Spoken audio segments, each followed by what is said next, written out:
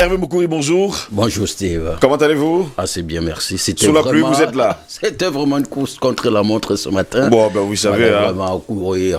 Nous sommes dans le mois de juin et depuis le premier jour de ce mois, il nous a fait bien un signal qu'il ne va pas nous laisser tranquille. C'est bien là. C'est bien là, j'y suis. Vous êtes là pour la chronique Enjeu du vaccin contre le Covid-19 dans le monde, objet de votre chronique ce matin. Alors, il faut dire que c'est une course à l'intérêt sanitaire évident, mais aussi aux enjeux stratégiques et financiers pharaoniques. 77 laboratoires, plus de 77, on va le dire, sont en liste, de la petite start-up au mastodonte de l'industrie pharmaceutique. Objectif, découvrir un vaccin contre la Covid-19. Découvrir le premier, ça veut dire potentiellement des rentrées d'argent en or et des marchés acquis par avance. Chaque État se met en ordre de bataille pour s'offrir, coûte que coûte, un accès privilégié à ce qui est considéré comme la denrée la plus précieuse qui soit dans les prochains mois ou même les prochaines années, à savoir ce vaccin miracle capable d'enrayer la pandémie actuelle. L'enjeu est donc mondial, mais le doute subsiste sur la capacité de la science à gagner vraiment cette bataille. Le président américain, lui, avait déjà promis un vaccin d'ici la fin de l'année. La France, de son côté, annonce un vaccin européen appelé AZD 1222. Il faut dire qu'une alliance composée de la France, de l'Allemagne, des Pays-Bas et de l'Italie avait signé un accord de principe avec un laboratoire qui développe, à savoir l'anglais AstraZeneca, qui s'est engagé à fournir jusqu'à 400 millions de doses à prix coûtant. Malgré le contrat passé entre l'Alliance européenne, je vous le citais tout à l'heure, et ce laboratoire anglais, la France continue de négocier avec d'autres laboratoires. C'est le cas avec Sanofi. Les annonces exclusives sur la disponibilité du vaccin à un moment précis démontrent bien le combat ou la bataille ne se livre pas que dans les laboratoires, mais aussi au niveau de la communication. Un qui semble avoir gardé le silence un tout petit peu jusqu'ici, c'est bien la Chine, pourtant très présente dans la course. Plus d'une trentaine, nous disons bien trentaine de laboratoires, sous la coupe de l'Institut Pasteur de Shanghai, s'activent à trouver la potion magique pour bloquer l'évolution du Covid-19. La découverte du vaccin nécessite de l'argent. Beaucoup d'argent. Il faut financer les recherches. Les laboratoires bénéficient pour cela des subventions versées par les gouvernements, des contributeurs et même l'Organisation des Nations Unies, sans toutefois oublier les investisseurs qui comprennent que l'enjeu est de taille. Mais reconnaissons-le, le pari est aussi risqué, car si on parle de vaccin, il est loin d'être découvert et rien ne garantit qu'il puisse un jour être mis au point, qui plus, dans 6 mois, comme le laissent croire les politiques par les scientifiques.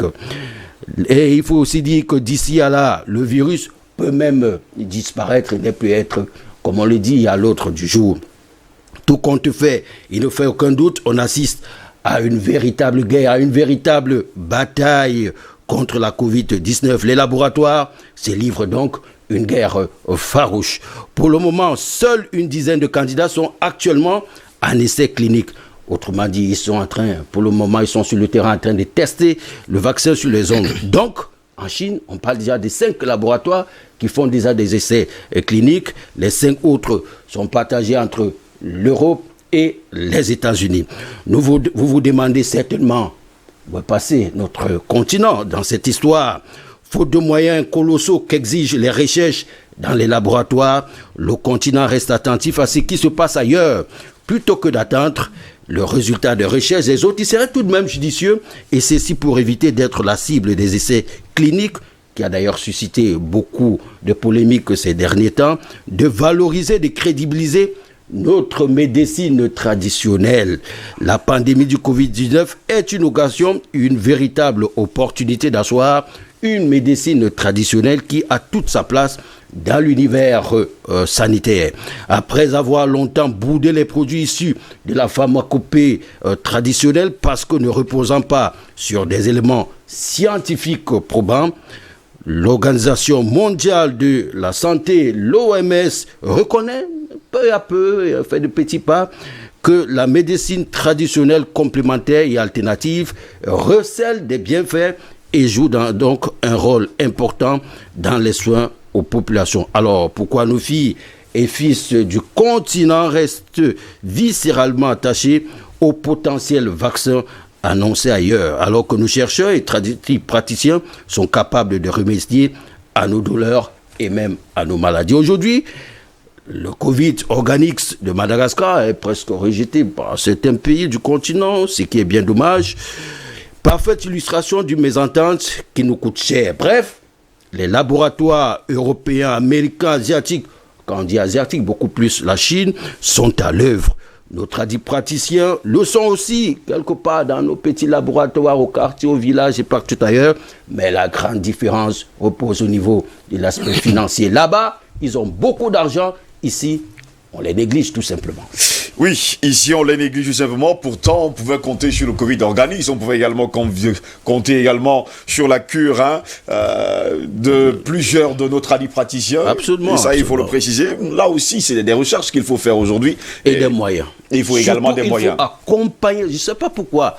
Bon, Madagascar l'a fait. Je crois aussi quelques petits pays. Je crois le Bénin. Le Bénin, justement. Et le Togo. Le Burkina Faso n'a même pas. Bon, le Burkina Faso n'a pas compté. Mais en fait, Madagascar l'a fait et de manière fière. Aujourd'hui, je crois que la dernière livraison a encore eu la semaine dernière, si je me trompe, au Tchad. Le Tchad a dit envoyez-nous. Alors, si la plupart des pays du continent, n'est-ce pas, sont d'accord avec ça, pourquoi ne pas... Mais pourquoi ne pas le faire entre nous, Africains, en attendant que d'autres chercheurs africains puissent mettre, n'est-ce pas, des moyens et qu'on trouve un palliatif n'est-ce pas, à résoudre le problème contre la Covid-19. En tout cas, nous autres, nous devons nous mobiliser comme les Européens le font, quitte à ce que... On trouve une solution, et puis la solution vient forcément de l'Afrique, pourquoi pas? Oui, et les Africains ont montré par A plus B que c'est faisable, c'est possible. C'est bien faisable, c'est parce que nous-mêmes, nous ne croyons pas nous-mêmes. C'est aussi simple que ça. Pourtant, AstraZeneca a pris l'initiative que dès il faut le dire, la découverte de ce vaccin, il faudrait que 400 000 doses soient d'ailleurs, il faut le dire, distribuées aux populations. D'ailleurs, c'est l'Italie qui déclare 400 millions de doses. Pendant ce temps, la France et les autres parlent de 300 millions. Voilà. En tout cas, on espère que dans les jours à venir, d'ailleurs, c'est la course au vaccin. C'est la course au vaccin. Même si sur ce plateau, on a souvent dit que le vaccin existait déjà depuis belle lurette. Bon, enfin, ils savent ce qu'ils font.